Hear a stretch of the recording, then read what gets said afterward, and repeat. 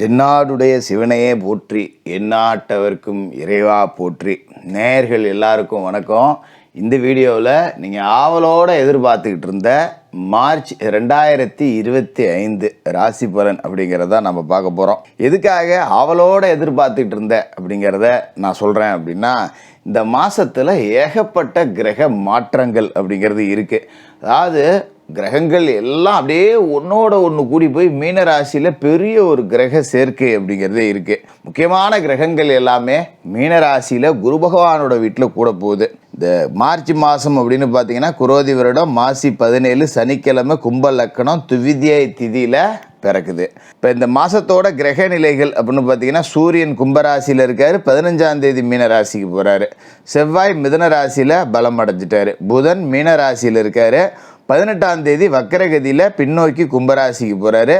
சுக்கிர பகவான் மீனத்தில் உச்சம், குரு ரிஷபராசியில் இருக்கார், சனி கும்பராசியில் இருக்கார். நீங்கள் ஆவலோடு எதிர்பார்த்துக்கிட்டு இருந்த சனியோட ஆட்டம் அப்படிங்கிறத மார்ச் 29ஆம் தேதி தொடங்க போகுது மீனராசிக்கு. அதோட ராகு மீனத்தில் இருக்கார், கேது கன்னியில் இருக்கார். இந்த கிரக அமைப்புகள், ராசி மாற்றங்கள், கிரகங்களோட வக்கர நிலை, பரிவர்த்தனை யோகங்கள், கூட்டு கிரக சேர்க்கைகள், இது எல்லாம் சேர்ந்து பல அதிசயங்கள் அப்படிங்கிறத இந்த மாதத்தில் உங்களுக்கு நடத்தி காட்ட போகுது. சரி, உங்களோட ராசிக்கு அப்படி என்ன அதிர்ஷ்டம்? நம்ம திட்டம் போட்டதெல்லாம் நடக்குமா நடக்காதா? அப்படியே பயங்கர சிந்தனையோட இந்த வீடியோவுக்கு நீங்கள் பார்க்க வந்திருப்பீங்க. தொடர்ந்து பாருங்கள், உங்களுக்கு நன்மைகள் நடக்கும் அப்படிங்கிற நம்பிக்கையோட வாக்க சொல்கிறேன். சிம்மராசி நேயர்களே, உங்களுக்கு இந்த மார்ச் மாதம் எப்படி இருக்குது அப்படின்னு பார்த்தோன்னா, சிம்மராசிக்காரர்கள் கொஞ்சம் நிதானமாக கேட்கணும். ஏன்னா பெரும்பகுதி கிரகங்கள் அப்படிங்கிறது அஷ்டமத்தில் கூடுது. அதாவது அஷ்டம சனி வர உங்களுக்கு இந்த மாத கடைசியில் வரப்போகுது. ஆனால் வாழ்க்கை அப்படிங்கிறது பார்த்திங்கன்னா இந்த மார்ச் மாதம் தொடங்கிறதுக்கு முன்னாடியே அஷ்டம சனி மார்ச் 29 தான் ஆரம்பிக்குதுன்னு சொன்னாங்க. ஆனால் இப்போயே ஆரம்பிச்சிருச்சோ அப்படிங்கிற மாதிரி அடி மேலே அடி தான் வாங்கிக்கிட்டு இருக்கேன். ரொம்ப கொடூரமாக இருக்கேன், என்ன பண்ணுறது? வர்றதுக்கு முன்னாடியே எப்படி இருக்குன்னா வந்துட்டா எப்படி இருக்கும் அப்படிங்கிற மாதிரி உங்களை நிறைய யோசிக்க வச்சுருக்கோம். பொதுவாகவே சிம்மராசிக்காரர்கள் கொஞ்சம் பயங்கரமான கர்வம் மிகுந்தவர்கள். எது வந்தாலும் நான் பார்த்துக்கிறேன் போடா அப்படின்னு நினைக்கக்கூடிய ஆளுங்க. ஆனால் அவங்களையே இந்த மாதம் அப்படிங்கிறது யோசிக்க வச்சுருக்கோம். பிப்ரவரியும் சரி, மார்ச்சும் சரி, இதுக்கு மேலே வரக்கூடிய அஷ்டம சனி காலகட்டம் அப்படிங்கிறதும் சரி, ஒரு தன்னம்பிக்கையை உடைக்கிற மாதிரி ஆகிடும். நான் உங்களை அப்படியே நெகட்டிவாக பேசணும் அப்படிங்கிறதுக்காக சொல்ல சில விஷயங்களை சொல்கிறேன், நிதானமாக கேளுங்க. அதன் பிறகு இது அப்படியே எப்படி நன்மைகளாக மாற்றுறது அப்படிங்கிறதையும் சொல்கிறேன். எதனால் இது எல்லாம் நடக்குது அப்படின்னு பார்த்தீங்கன்னா, இந்த மார்ச்சில் பெரும்பகுதி கிரகங்கள் ராசிக்கு அஷ்டம வீட்டுக்கு வரப்போகுது. இப்போ எல்லா கிரகங்களும் ராசிக்கு 7ஆவது வீட்டில் இருக்குது. அப்படியே ஒன்றா கிளம்பி இப்போ சூரியன் பார்த்திங்கன்னா 7ஆவது வீட்டில் சனியோட ஒன்று கூடியிருக்கார். கண்ட சனி அதே இடத்துல சூரியன் இருக்கார். இந்த ரெண்டு பகை கிரகங்களுமே பார்த்திங்கன்னா 7ஆவது வீட்டில் சேரக்கூடாது. இந்த மாதத்தில் பார்த்திங்கன்னா சூரியன் 15ஆம் தேதி மீன ராசிக்கு அஷ்டமத்துக்கு போகிறார். அது வரைக்கும் சனியும் சூரியனும் சேர்ந்து தான் இருக்க போகிறாங்க. இது புது முயற்சிகளில் தடை அப்படிங்கிறத கொடுக்கும். குறிப்பாக பார்த்திங்கன்னா பொருளாதாரம், காசே வராது.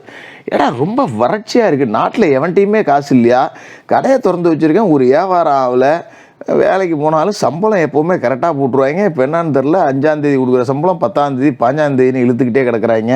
காசே நாட்டில் புழங்கலையா அப்படிங்கிற மாதிரியே இருக்கும்.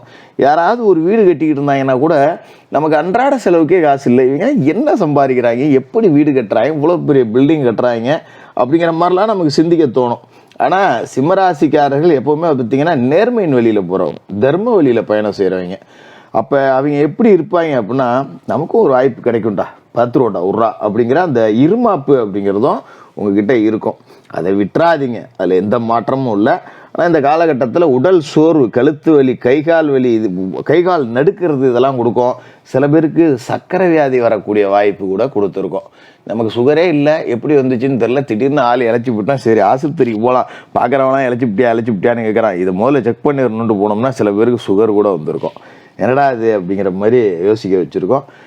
கவலைப்படாதீங்க, எல்லாம் சரியாகும். வாழ்க்கைங்கிறதே மேடு பள்ளம் தானே.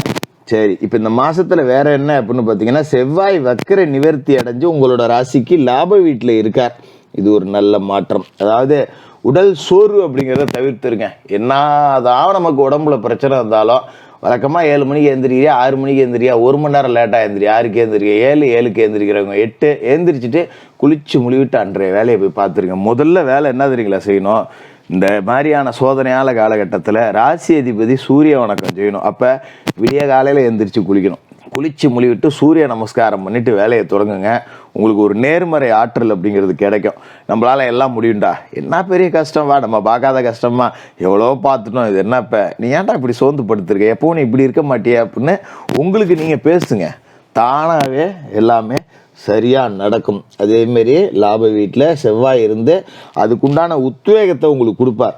ஏன்னா சூரியனும் செவ்வாயும் தான் நெருங்கிய நட்பு கிரகம். நீங்கள் சூரியனோட ஆதிக்கத்தில் பிறந்தவங்க. அப்படிப்பட்ட உங்களுக்கு செவ்வாய் சாதகமாக இருக்கார். அப்படிங்கும்போது முயற்சி நடக்கவே நடக்காது அப்படின்னு நினைக்கிற விஷயத்த கூட இறங்கி பார்த்துட்டிங்கன்னா அடிச்சிடலாம். அதில் எந்த மாற்றமும் கிடையாது. அதாவது எப்படி சொல்கிறது, ஒரு 100 ரூபாய்க்கு ஆசைப்படாதீங்க, 1000 ரூபாய்க்கு ஆசைப்படுங்க, 10,000 ரூபாய்க்கு ஆசைப்படுங்க. அதை நோக்கி பயணம் செய்யுங்க. கண்டிப்பாக உங்களோட எண்ணம் பெருசாக இருக்கும்போது முயற்சி அப்படிங்கிறதும் வலுவாக இருக்கும். கோபத்தை மட்டும் குறைச்சிக்கிட்டு காரியத்தில் கண்ணாயிருங்க. சிம்மராசிக்காரர்கள் தங்களோட இயல்பு குணம் அப்படிங்கிற அந்த சிடுங்கிறது, நான் பிடிச்ச முயலுக்கு 3 கால் இல்லை 36 காலும் பாய்ங்க.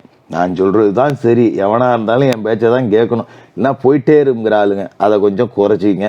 அது மாதிரி உங்கள்கிட்ட வேலை செய்கிற ஆளுங்க, சிம்மராசிக்காரர்கள்ட்ட வேலை செய்கிறதுக்கு கடந்த ஜென்மத்தில் ஏதோ பெரிய பாவம் பண்ணியிருக்கணும், கடும்பாங்க. ஆனால் அடுத்த நிமிஷம் சரி பரவாயில்ல வேலையை போடுறாம்பாங்க. ஆனால் அந்த அந்த ஒரு நிமிஷம் அந்த கோபம் வர நேரத்தில் அப்படியே இந்த உலகத்தையே பிறண்டு எரிமலை வெட்டிக்கிற அளவுக்கு கோவப்பட்டு கத்திவிட வேண்டியது. இதில் பெரிய விஷயம் என்னென்னா 10 காசுக்கு பெறாத விஷயத்துக்குலாம் கோவம் வரும். அதனால் அதை மட்டும் கொஞ்சம் குறைச்சிங்க, பெரிய அளவில் சாதிக்கலாம். அதுமாரி இந்த மாதத்தில் பார்த்திங்கன்னா மாத தொடக்கத்தில் அஷ்டமத்தில் புதன் நீசம் அடைஞ்சிருக்கார் மீன ராசியில். அதாவது ராசிக்கு தன வீட்டுக்கும் அவர் தான் அதிபதி, லாப வீட்டுக்கும் அவர் தான் அதிபதி. அவர் நீசம் அடையக்கூடாது. அப்போ சாணியர்னா முளம் சறுக்குது அப்படிங்கிற மாதிரி தான் இருக்கும். குறிப்பாக மாமா மச்சான் வகையில் மனக்கசப்பு உருவாகக்கூடிய வாய்ப்பு இருக்குது. அதில் ரொம்ப கூடுதல் கவனத்தோடு இருக்கணும். முடிஞ்ச வரைக்கும் பெண் கொடுத்த இடத்துலையோ இல்லை பெண் எடுத்த இடத்துலையோ இல்லை தாய் வழி சொந்தங்கள்கிட்டையோ குடுக்கல் வாங்கல் வச்சுக்காதீங்க. வாங்கியிருந்தா கொடுத்துருங்க, கொடுத்துருந்தா அப்புறம் பேசிக்கலாம் அப்படின்னு கடந்து போகிறது அப்படிங்கிறது தான் நல்லது. குரு சுக்கிரன் பரிவர்த்தனை யோகம் அப்படிங்கிறது இருக்குது. பழைய தொழிலை கொடுத்துட்டு புதுசாக தொழில் தொடங்கலாமான்னு கூட சிந்திக்க ஆரம்பிப்பீங்க. இப்போ எந்த முன்முயற்சி எதுவுமே எடுக்க வேண்டாம். செய்ய வேண்டிய வேலைகளை அப்படியே செஞ்சுக்கிட்டு இருங்க. புதன் 18ஆம் தேதி பின்னோக்கி கும்பராசிக்கு போவார். கும்பராசி அப்படிங்கிறது உங்களோட ராசியை பொறுத்த வரைக்கும் 7ஆம் வீடு. பொது வாழ்க்கையில் உள்ளவங்களுக்கு எதிர்பார்த்த இந்த லாபம் அப்படிங்கிறது கிடைக்கும். திருமண தடை அப்படிங்கிறது நீங்கும். ஆனால் இந்த காலகட்டத்தில் திருமண தடை நீங்கினாலும் கூட பின்னால் பிரச்சனை தான். என்ன ஜென்மத்தில் கேது, அஷ்டமத்தில் ராகு அப்படிங்கிறவங்க துரத்திக்கிட்டு வந்துக்கிட்டே இருக்காங்க. அப்படிங்கிறப்ப குடும்பம் வரைக்கும் கணவன் மனைக்குள்ளே விட்டு கொடுத்து போங்க. அஷ்டம சனி அப்படிங்கிறது உங்களுக்கு வருது. கர்ம வினைப்படி வாழ்க்கையை நடத்தணும். கர்ம வினைனா என்ன ஜோசியர் அப்படின்னு கேட்கலாம்.